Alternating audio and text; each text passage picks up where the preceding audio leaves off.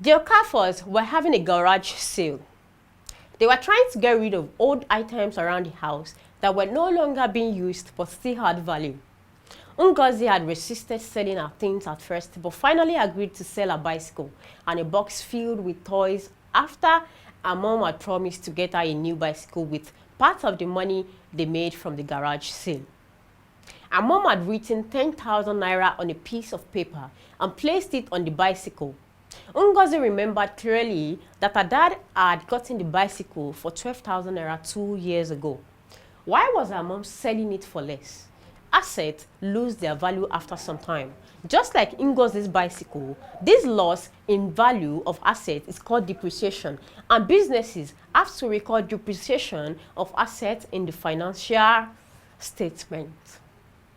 Depreciation reduces the profit of the business since it is a loss in the value of the assets. Recording it will in turn reduce the tax the company pays.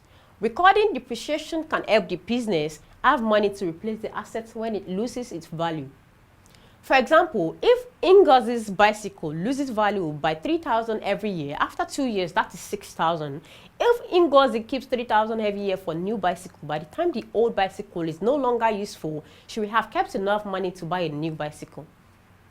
Depreciation helps the company know the real value of the asset. Ngozi's bicycle has been in use for 2 years, so the new value is 6,000. If Ngozi agrees to sell a bicycle for 10,000, again is 4,000. Recording depreciation helps the company to know how much it has gained or lost from selling an asset. When Ngozi's mom had set the selling price of the asset at 10,000 naira, she had considered the loss of the value of the asset. Businesses should always consider the loss in the value of the asset when making their financial records. I hope you had fun in my class this time. See you in my next class, guys.